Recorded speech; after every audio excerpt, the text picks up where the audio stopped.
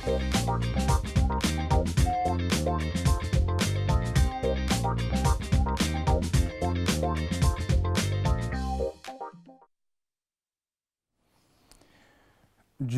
органы. Жүрөк жана андан тараган кан тамырлар бүт денеге кычкылтек менен азык заттарды жеткирип, кайра көмүр кычкыл газын жана ошол сыяктуу зыяндуу заттарды алып кетет.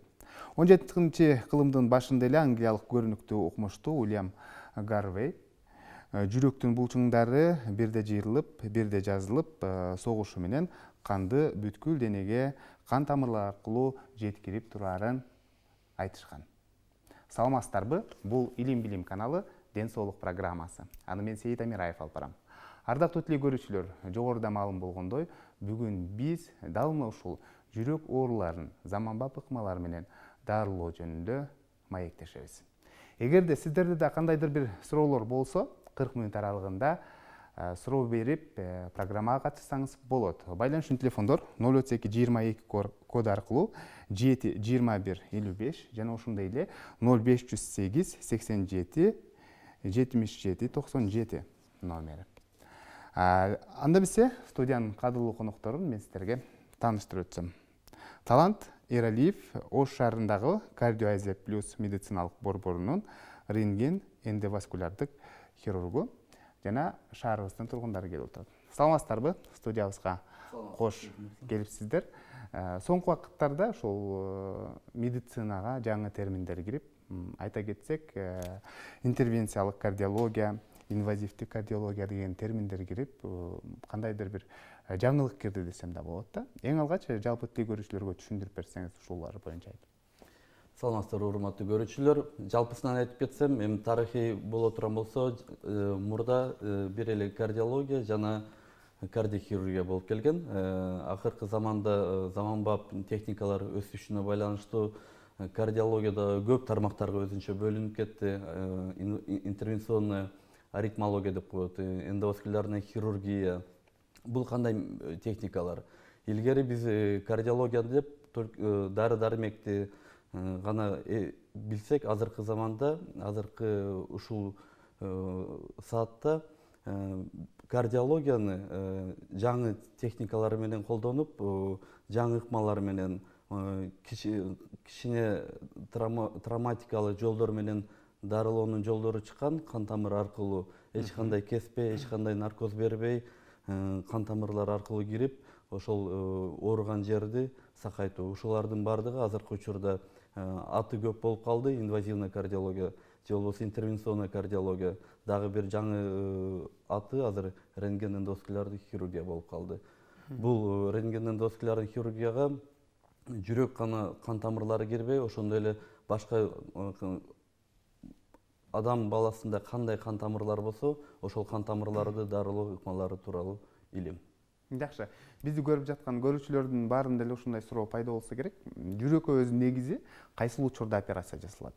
Анан ушул операция жасатпай эле дары-дармектер менен, дарылануу менен сакайтып койсок болбойбу деген дагы маалыматта суроолор жаралышы мүмкүн да? Сиздин оюңуз? Тарыхый даталарга карап кетсек, анда илгери 20-кылымдын башында эле 100 жылга жетпеген убакта улуу урматтуу хирургтар айткан, жүрөккө ким тие турган болсо, ошол адам, ошол хирург акылы жок, бул өтө чоң кылмыш деп эсептешкен. Бирок ошого карабастан өтө баатыр кардиохирургиянын баатырлары деп койсок болот, өз убагында өзүнүн организмине биринчилерден болуп, болбосо чоң рисктерге барып операцияларды баштап, азыркы учурда кардиохирургияда өтө чоң көп өзгөрүүлөр болот. Мисалы 59-50 жылдары башталган жүрөк алмаштыруу операциялары азыркы учурда эч кандай чоң жаңылык жаратпайт. Жүрөктү алмаштырып, башка адам баласынын жүрөгүн коюп, кадимкидей 20, 30, 50 жылга чейин жашаган адамдар дагы бар. Ошого биз деле бардык бейтаптарга операция керек деп айтууга да кыйын. Дүйнө жүзүндө өзүнчө чоң илимий изилдөөлөр болгон. Бул өтүшүп кеткен учурда гана, дары дармекке жардам бербей калган учурда гана биз операция кылыш керек деп айтабыз да. Демек анын өзүнүн көрсөтмөлөрү бар экен, операцияга өзүнүн ылайык көрсөтмөлөрү көрсөтмөлөр. Ошондой учурда гана операцияны сунуштайсыздар экен. Жакшы, бул бүгүнкү күндө эл арасында көп тараган бул инфаркт оорусу да. Инфаркт оорусунда дагы сиздер ушул инвазивдик метод менен дарылап келеткенсиздер да. Кыскача инфаркт тууралуу информация берсек, жүрөктүн өзүнүн чоң эки кан тамыры болот. Мына схемада Муляждан көрсөтсөк көрсөтсөңүз болот, ооба. Чоң кан тамырлар жүрөктүн өзүнүн булчуңдарын кан менен камсыз кылат да. Азыктандырат. Ар кандай өзгөрүүлөргө байланыштуу жүрөктүн кан тамырынын ичинде атеросклероз деп коет, же болбосо спазм, дагы башка өзгөрүүлөргө байланыштуу кан тамырларын жабылып, жүрөктүн булчуңдарына кан жетпей калган. Ошол булчуң кан жетпей калганда, мындай айтканда некроз деп коет, же болбосо булчуңдун өлүшү. Медицина тилинде инфаркт деп коет. Инфаркт оорусуна алып келет. Жүрөктүн булчуңу иштебей баратканда, жүрөк биздин бул основной насос болгон үчүн, насос катары жакшы канды айландырбай калган үчүн жаман результаттарга алып келет. Демек, инфарктта бүгүнкү күндө бул ыкма чоң жардам берет экен, э? Бул биздин азыркы ыкма биринчиден биз ЭКГ бейтап келе турган болсо, оору боло турган болсо, энтиге турган болсо, ЭКГ тартып, ЭКГде өзгөрүүлөрдү көргөндөн кийин, эгер бизде биохимиялык анализдерде инфаркт оорусу бар экенде бизде подозрение боло турган болсо, биз ошол бейтапка тез арада коронарография ыкмасын айтабыз, кылыш керек. Жүрөк изилдөө ыкмасы, э? Жүрөктүн кан тамырларын көрүп, жүрөктүн кайсыл кан тамырында кандай өзгөрүү бар экен, ол кан тамырды кандай кылып дарыласак болот, жабык кан тамырды кантип ачсак болот, ошол жерде билинет. Жакшы. Демек, эгерде ошондой инфарктта ушундай керек боло турган болсо операция, анан ошол жүрөктүн кан тамырларына стент орнотосуздар, э? Ооба, жүрөктүн кан тамырларында эгер кысылган жер болсо, же болбосо жабык жер боло турган болсо, атайын зым болот, коронарный проводник деп коет. Ал коронарный проводник менен кысылган жерден өтүп туруп, атайын могул жерде өзүм менен алып келдим. Көрсөтүп койсоңуз болот. Баллондор болот. Баллондор менен кан тамырдын ичине ушундай мына система доставки деп коет. Ушул атайын трубка аркылуу барат дагы. Ичинде мынандай баллон болот. Баллондун сыртында стенд болот. Стенд мындай ичке болот. Ошол кан тамырынын ичине кирип туруп, кеңейтилет дагы. Мына стенд иширилип, кан тамырды ачып коет да. Кан тамыр ошол кан жетпеген булчуңдарга кан барып калат. Азыр муляжга көрсөтсөңүз болобу? Бул муляжда көрсөтүү кыйыныраак болуп калат. Бул жерде сүрөт эле киргизилген. Биз мындай айтканда колдун же буттун кан тамыры аркылуу атайын трубка барат. Ол трубканын узундугу 100 сантиметр. Кан тамыр менен барат дагы. Бул жерде жүрөктүн кан тамырынын учуна атайын трубка барат. Трубканын ичине атайын зым болот, коронарный проводник. Ал зымдын диаметри 0,014 дюйм болот. Ошол зым барат дагы, ал нерсе бардыгы рентген аркылуу биз экрандан көрүп турабыз. Анан өткөндөн кийин биз ичине зым бизге оба темир жолдун рельси катары иш кылат да. Анан ичине кан тамырынын ичине барат дагы. Анан бул баллонду иширебиз.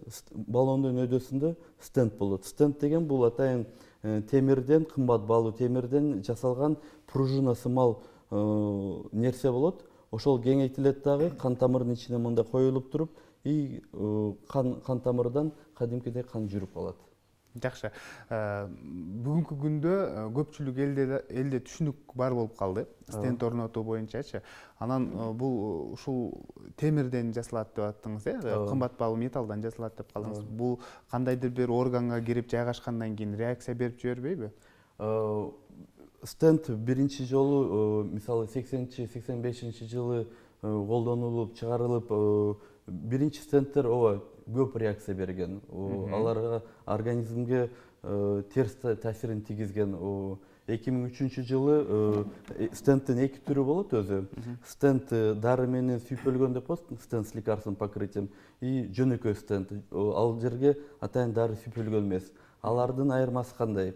Дары менен сүйпөлгөн биринчи жөнөкөй стендтерди койгондо, ал стендтер 6 айдын ичинде 30% жабылып калганды. Анан илимий изилдөөлөргө байланыштуу эмне үчүн стендтер жабылып калат десе, организмде бардык нерсени, сырттан келген нерсени жаап салганы, жок кылып салууга аракет кылат экен да. Ошол жерге стенд коюлганда внутренний воспалительный процесс жүрүп, клеткалар өсүп, ал жерде обакы ичине жаңы клеткалар пайда болуп баштайт экен да. Анан кийин ошол нерсени кандай кылып жок кылабыз деп ойлонушуп, потом ошол стендке атайын цитостатик деп коет, клетка өлтүрө турган обакындай дары дармекти атайын методика менен себишип кое турган болсо, ал азыркы жаңы стендтердин изилдөөлөрү боюнча 5 жылда 3,7% гана стенд жабылышы мүмкүн экен да. Бул дегени өтө чоң көрсөткүч да, өтө жакшы көрсөткүч.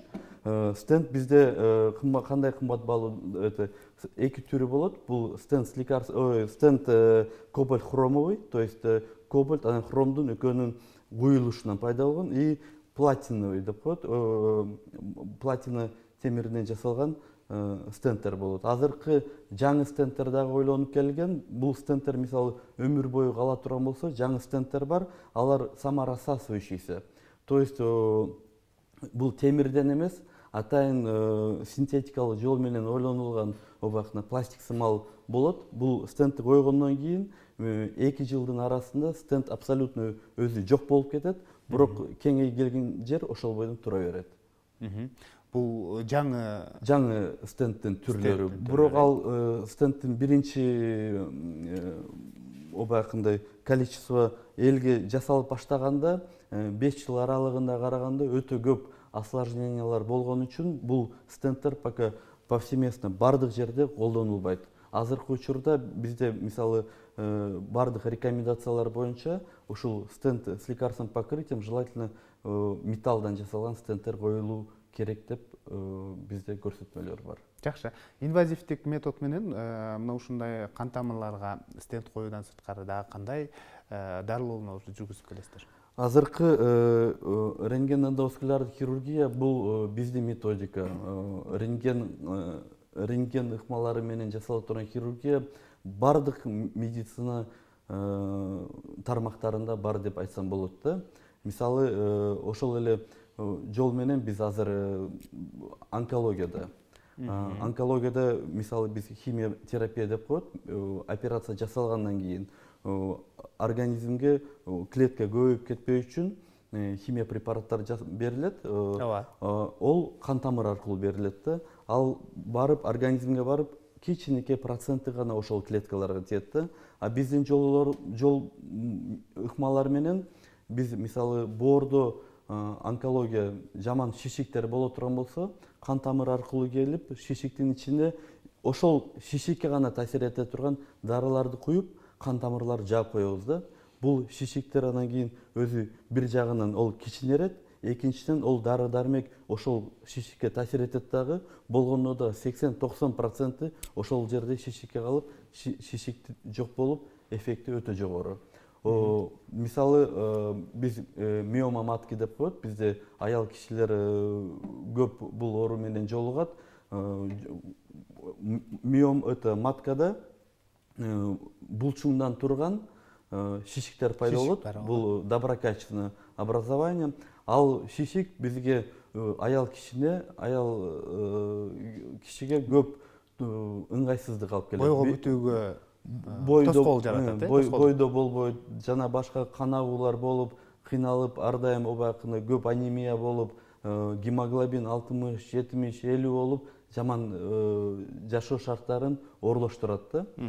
Дүйнө жүзүндө бул методикалар көптөн бери колдонулуп келет. доказательная база деп коет. Доказательный базасы өтө жогору методика.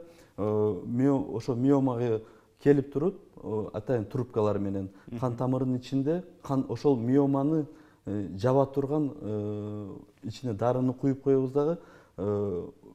Баягы шишик 3 айдан 6 айга чейин шишик кичинерип тоскоолдук болбой калат да. Мисалы айтып кете турган болсом, жакында эле жаңылык болду. Мисалы бизге бир аял 4-5 жылдан бери боюнда боло албай ишин баягы миома боюнча кайрылды эле.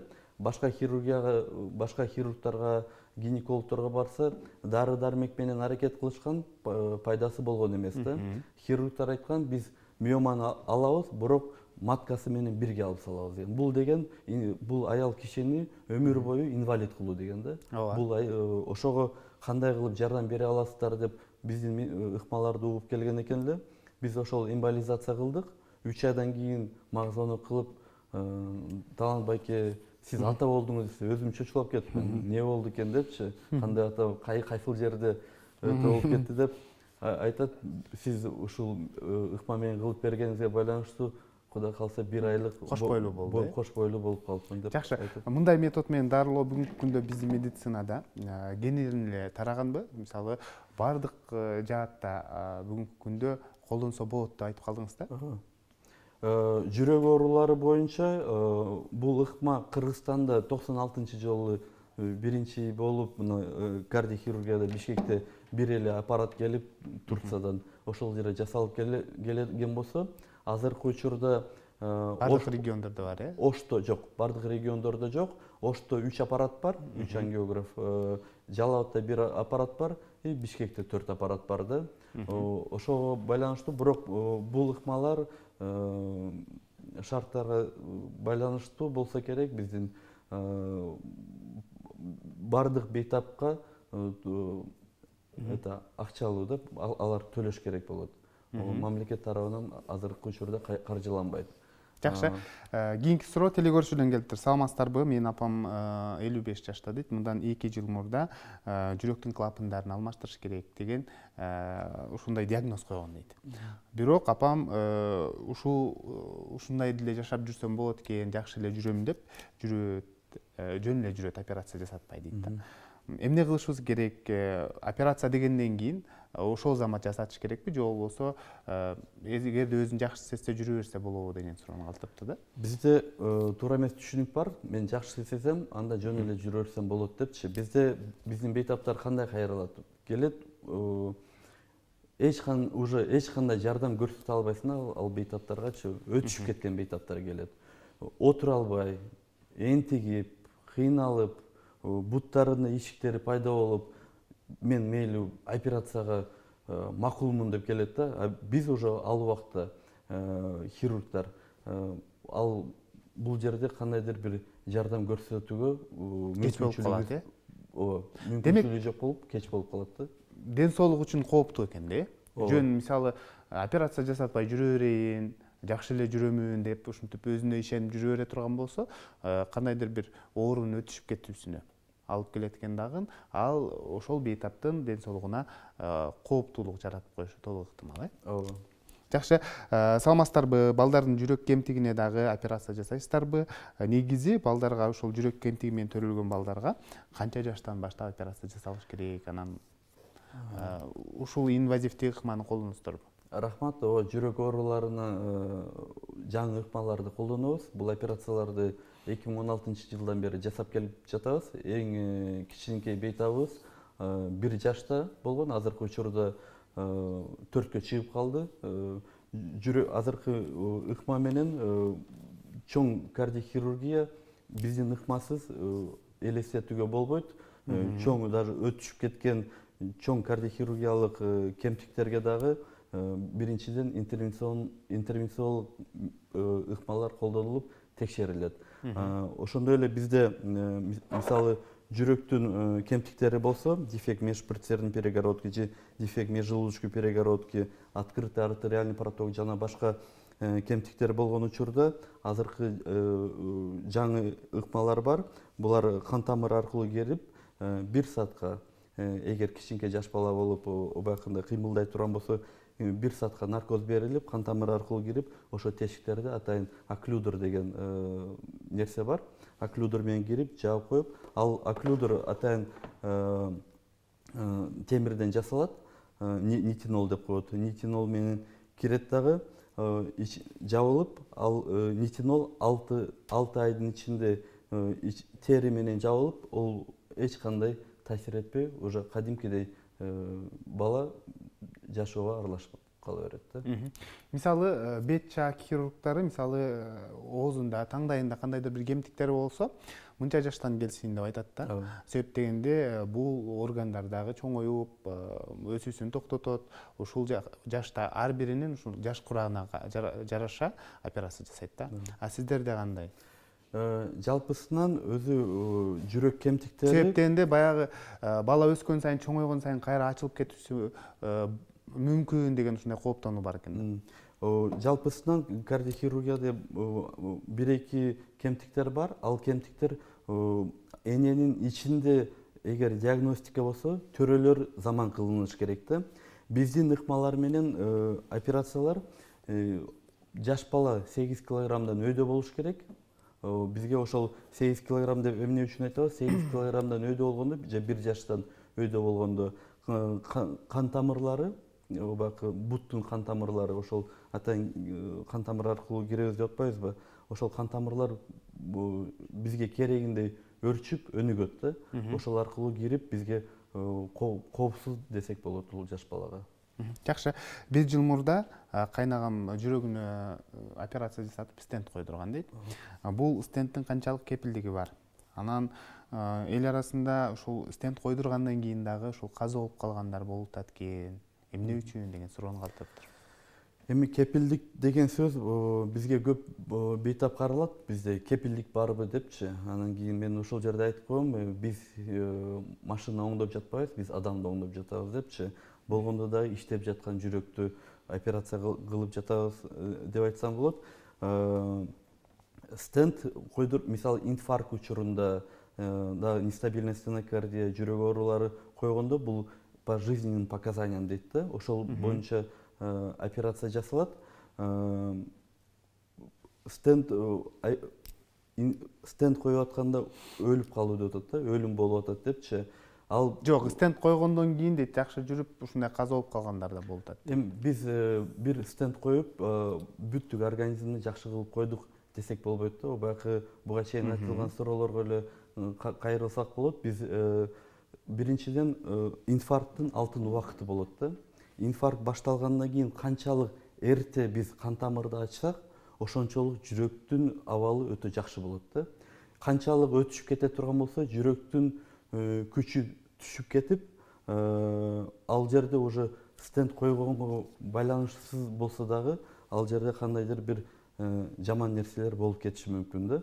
Анан кийин бизде дагы бир коркунуч бар. Стенд койгондон кийин биздин бейтаптар 1 жыл бою канды суюлтуруп, стенд жабылып калбаш үчүн дарылар ичиш керек болот да.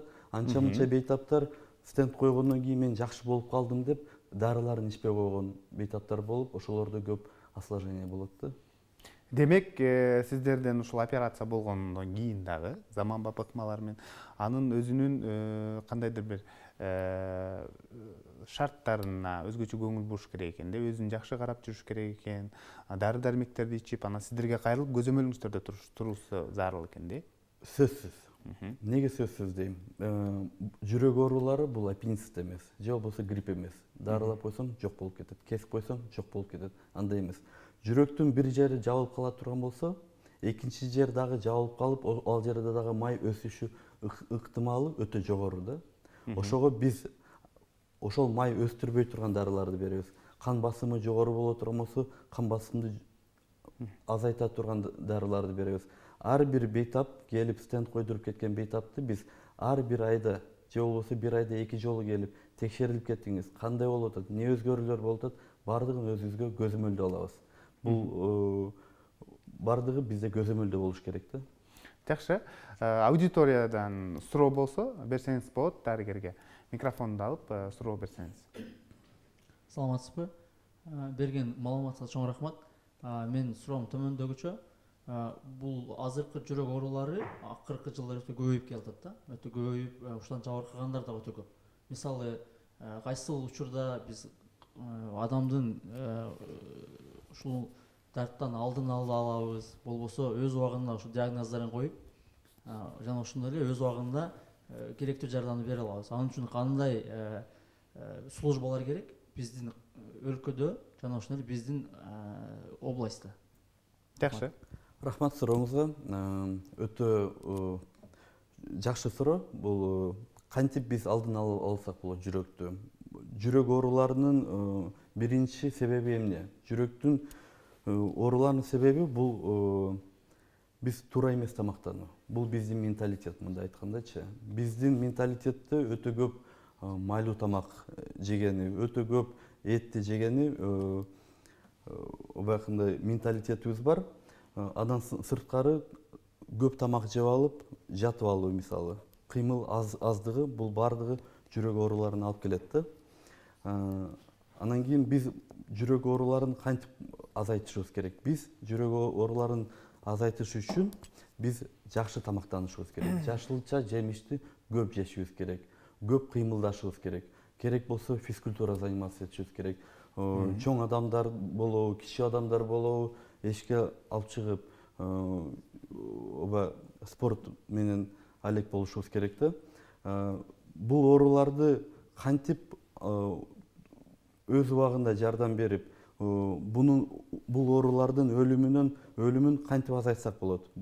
Ал үчүн бизде инфаркт алган адамга тез арада кантип жардам көрсөтүлө турган тууралуу маршрут түзүшүбүз керек деп ойлойм да менчи. Мисалы, мейли Ошто болсун, жок Баткенде болуп калсачы, Нарында болуп кала турган болсо, айтып атпаймынбы, канчалык кеч жардам көрсөтүлө турган болсо, ошончолук бул оорунун жыйынтыгы жаман болуп калыр.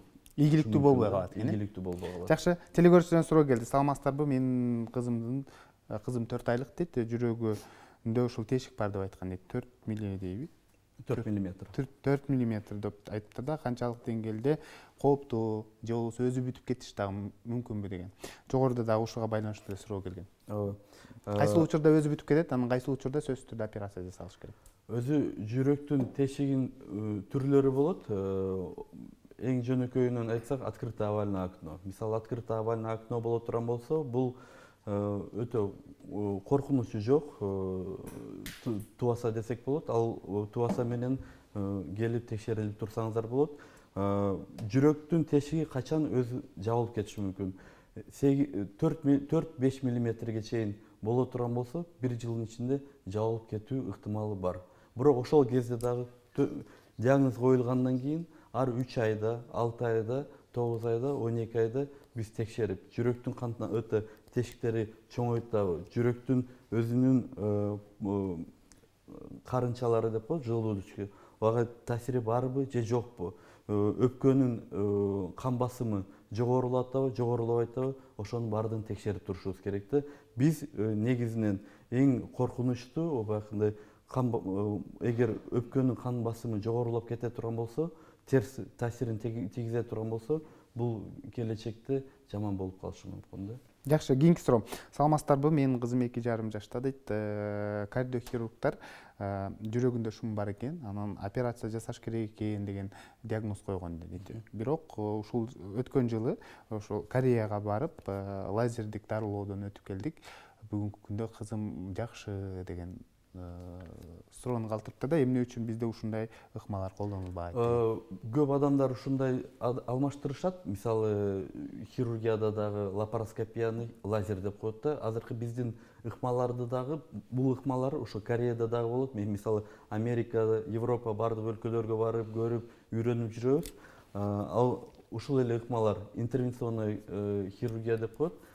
Ушул жол менен жасалганды биздикилер туура эмес, мен түшүнүгүм боюнча туура эмес түшүнүп, буну лазердик операция экен деп түшүнүп калышат да. Бирок операция жасабады дейт да. Операция деп айтылбайт да, булчу процедура деп атпайбы. Кан тамыры аркылуу келет, эч кандай шырам болбойт, эртеси кадимкидей басып жүрөт. Ошол менен бул тармак чоң айырмаланат. Жакшы, саламатсыздарбы, жүрөктө шум бар дейт. Мен ушул жөн эле жүрөм дейт да. Мунун коркунучу жокпу деген дагы суроо келиптир да. Буга чейин эле айттым, азыр жаш болуп, күч кубат болгондо шум болуп, кенебей жүрө беришиңиздер мүмкүн да. Ал шум таасири барбы же жок үчүн келип текшерилип турушуңуздар керек. Ал тешигин көрөт, кан басымын көрөт, ошону ар дайым наблюдение кылып туруш керек да, динамикада. Жакшы, студиядан кийинки суроону күтүп калсак. Саламатсызбы? Саламатчылык. Ошол жүргүзгөн процедураңыздын жаш курагы чектелеби же чектелбейби? Бул жерде мен айткандай эле, бул биздин ыкмалар аз травматикалык, кеспей туруп, наркоз кыска убакытка берилсе да кыска убакытта берилет, же болбосо наркозсуз жасалат. Ошого бул операциялар үчүн жаш боюнча ограничение жок да. Биздин эң жаш пациентибиз 1 жашта боло турган болсо, эң чоң пациентибиз, жашы чоң пациентибиз азыркы бейтап 92 жашта. Жакшы. Демек жаш курак чектелбейт. Жаш курак Эгерде чектелбейт. зарылчылык болсо, кайсыл учурда болсо деле жасай берет экенсиздер да. Жакшы, мына ушул инвазивдик методду биз эфир башталгандан бери жалпы тил көрүүчүлөргө айтып келебиз да. Анан ушул биздин студиябызга улуу муундагы эмгек сиңген ушул кардиохирургдар да келген да. Алар болсо азыркы ыкманы кээде четке кагышат да. Мисалы ачып, көрүп, ошол жасаган, операция жасаган бул ишеничтүүрөөк деген дагы ушундай маалыматтарын айтышат да. Сиз эмне дейт элеңиз? Мисалы тажрыйба алмашуу боюнча чет өлкөлөргө дагы буга чейин чыгып келесиз, ал жактагы операцияны көрүп келесиз дегендей. Сиздин оюңузду уксак, Бул мындай ыкма эмес да. Бул жерде мен жөн эле стенд коюп коем, бул жерде мен чоң операция кылып коем депчи. Биз баардык нерсе атайын рекомендация деп коет. Национальный биздин улуттук рекомендациялар биринчи кардиология боюнча. Бул кан тамырларда бир жерде, эки жерде өзгөрүү болсо, кандай кылып дарылаш керек? Эгерде көп жерде өзгөрүү болсо, аны кандай дарылаш керек? Ошого байланыштуу болот да. Мисалы, дүйнө жүзүндө эки чоң общество бар. Европейское общество кардиологов Европаныкы жана Американыкы бар. Экөө 2 жылда, 3 жылда чоң китептерди чыгарып турат.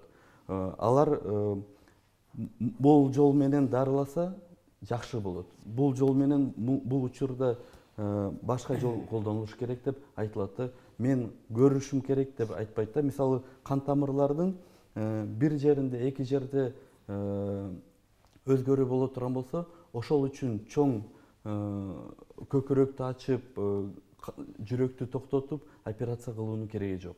Эгер жүрөктүн кан тамырында өзгөрүү көп боло турган болсо, биз деле айтабыз, бул жерге чоң операция кылыш керек, кесиш керек деп эле айтабыз да. Демек текшерүүлөрдөн кийин толук аныкталат экен, кандай операция жасалышы. Жакшы, тил көрүүчүдөн суроо келиптир. Саламатсыздарбы? Мен 30 жаштамын. Жакындан бери дейт, ушун жүрөгүм ооруп калды дейт. Анан дарыгерге кайрылсам дейт, клапандар катый баштаптыр деп мага укол жазды эле, бирок ал уколдон кандайдыр бир аллергиям бар экен дейт. Анан эритромицин таблеткасын жазды дейт. Бул канчалык деңгээлде жардам берет деген суроону калтырыптыр. Анан жүрөктө ушундай бир аз шум да бар экен да. Жүрөктүн клапандары катый баштаптыр дегени, бул бизде ревматический заболевание деп коет. Ревматикалык жүрөктүн клапандарында өзгөрүүлөр бар экен. Жүрөктүн клапандарынын 40-50%-нын себеби бул ревматизм да. Бул качандыр бир убакта ангина болуп, аны дарылабай, мисалы, Вирустуу, бактериальный, вирусный болуп, анан ал антибиотик ичпей өз убагында анын осложнениялары кетип, жүрөккө өтүп кетет да. Анан кийин ошого эгер кардиолог клапандарыңызда өзгөрүү бар десе, ал дарылар профилактика катары берилет да. Ал ревматизм дагы жүрөккө көп таасири болуп кетпеш үчүн гана берилет. Жакшы, кийинки суроо. Саламатсыздарбы? Мен Нарындын байланышып жатам. Жашым 36 дейт. Соңку убакыттарда жүрөгүм ооруп, демим кыстыгып жатат дейт. Эмнеден улам болушу мүмкүн? Чындыгында эле бул жүрөктөн болушу мүмкүнбү же башка оорунун дагы кесепетинен ушундай менде ыңгайсыздык жаралышы мүмкүнбү деген суроо калтырыптыр да. Ушул суроого байланыштуу мен дагы телекөрүүчүлөргө кайрылып кетет элем. Сиздер ойлобоңуздар, мен жашмын, мен жүрөгүм оорушу мүмкүн эмес депчи. Жакын эле арада биз мурун ойлойт элек да, инфаркт менен чоң адамдар, жашы улгайып калган гана адамдар оорушу мүмкүн деп ойлойт элек. Азыр андай эмес. 2 жума болду, биздин клиникага 33 жаштагы бейтап келди инфаркт менен. Ага чоң аортокоронарный шунтирование жасалып чыкты да. Ошого эгер кандайдыр бир энтүгү болсо, оору боло турган болсо, врач-кардиологко жолугуп текшерилип коюңузду сунуштайт элем. Жакшы, кийинки суроону берсеңиз. Саламатсыздарбы? Азыркы учурда айттыңыз, бизге көбүн эсе эң кичинекей балдардан 1 жаш, анан жаңы төрөлгөн балдардын жүрөк оорусу менен да кайрылышат деп. Мына ошолорго стент коюуда, мисалы алардын кан тамырлары назик, анан чоңдордукуна караганда ичке болот эмеспи? Ошо стент коюуда, стенттин дагы өзүнүн размерлери менен болобу? Ошону айта кетсеңиз. Анан экинчи суроом, ошол жаш балдардын организми же жаңы төрөлгөн баланын жүрөк оору менен жүрөк ооруга кабылса, алардын организми мындай өсө турган убагда, анан ошол убакта стент койдуртуп, анан жана айтып кетпедиңизби, стентти койдургандан кийин сөзсүз түрдө 1 жылдай дары дармекти ичип туруш керек деп. Анан ошол жаш балдарга да стент койдурганда ал дары дармекти ичүү алардын ден соолугуна, өсүп келе жаткан организмине мындай ашыкча зыян тийгизбейби? Себеби баягы баары бир дары дармекте химикалык мындай заттар бар да, көп да. Ушуга кандай? Жакшы, кыскача жооп берсеңиз. Болду, рахмат. Кыскача жооп берип коеюн. Биринчиден, жаш балдарга стент коюлбайт, кан тамырларга койбойбуз, окклюдер коебуз. Окклюдер койгондон кийин эч кандай дары ичпейт. 6 айдан кийин тешик абсолютно жабылат. Ал эч кандай жылып кетпейт, кыймылдап кетпейт, кадимкидей жүрөк болуп калат. Жакшы, ушул жүрөк операцияны айтып атабыз да азыр, инвазивдик метод менен. Дагы эми операциядан кийин өзүнө кантип караш керек бейтаптар, ушулар боюнча да эске салып койсоңуз. Биринчиден, мен жалпы эле айтып коеюн, дарылануу деген эч качан бул дары дармек эмес. Дарылануунун биринчи негизи бул образ жизни деп коет. Сергек жашоо образында, Сергек жашоо образы жакшы көп кыймылдап. Экинчиси бул тамактануу дейм да. Туура тамактаныш керек. Айтат, мен чоң операция, кымбат баалуу операция кылдырдым, мен эми жашай берсем болот. Жок, андай эмес. Туура тамактаныш керек. Үчүнчүсү бул дары дармек. И врачтарга барып туруш керек да, ар бир бейтап. Демек, бул ыкмаларды сиздердин айтканыңыздарды жасап жүрсө, кадимки эле дени сау адамдай эле жакшы жүрө берет экен да. Мурдагы ооруларын унутуп эле. Кадимкидей эч кандай ыңгайсыз кайрадан, мисалы бир бейтап бар, стентке чейин көп кыймылдабай, жүрөгү ачышып, ооруп, энтигип жүрө турган болсо, азыркы учурда 80ге чыккан киши кандайдыр бир нерсе жалыптарыңыз барбы десем, жок, бир эле нерсе бар дейт, 5 километр баскандан кийин кичине энтигип калам дейт. Мен ойлойм, оорусу жок адамдагы 5 километр баскандан кийин кичине энтигүү болсо керек депчи. Ошого бул кишилер наоборот стент койдургандан кийин мен жашашым керек экен, кыймылдашым керек экен деп көп аракет кылышат да. Ошого ошондой эч кандайдыр бир ыңгайсыздык жаратпайт. Кыскача жооп берсеңиз. Саламатсыздарбы? Мага стенокардия деген диагноз койду дейт. Анан сол жагым ушундай оорутуп атат дейт да. Анан дары дармек жазды эле дейт. Аны ичсем дейт, боорума жакпай атат деген суроону калтырыптыр. Эмне кылсам болот? Кыскача 1 мүнөт. Биринчиден келип текшерилишиңиз керек. Стенокардиянын стенокардия деген жүрөк оорусу деген бул бардык түрлөрүнө коронарография кылынбайт. Эгер дары дармек ичкенине карабастан оору боло турган болсо, келип текшерилиңиз, андан ары кандай кылып дарылоо кантип аныктоо керек экенин айтып беребиз. Кандай азык түлүктөр сунуштайт элеңиз ушул жүрөгү ооругандар үчүн, же болбосо операциядан кийин өтө пайдалуу адам үчүн? Эң мында айтып кетейин, дүйнө жүзүндө эң жакшы диета болуп средиземноморская диета деп коет. Ошол азыркы учурда аныкталган. Средиземноморская диетага бул эмне кирген? Биринчиден жашылча жемиш кирген. Жашылча жемиште эч кандай ограничение жок. Экинчиси бул балык. Күндөгү балык жесек болот. Кара этти бир жумада бир жолу жешибиз керек. Андан сырткары жер жемиш, убакы сухофрукты, биздин фисташки, миндаль, башка ошолорду көп жеп аракет кылышыбыз керек. Жакшы, ардактуу тилек көрүүчүлөр, бүгүн бизде конокто Талант Эралиев, Кардиоазия плюс медициналык борборунун эндоваскулярдык, рентген эндоваскулярдык хирургу жана ошондой эле шаарыбыздын тургундары болду. Сиздерге рахмат айтабыз. Жакшы маалыматтарды айтып өттүңүз. Ишиңизде ийгиликтер болсун. Рахмат, сиздерге да ийгилик. Ушуну менен Илим жана билим телеканалынын ден соолук программасы өз соңуна келип жетти. Аны мен Сейит Амираев алып бардым. Кайрадан эфир аркылуу амандашканча сак саламатта туруңуздар.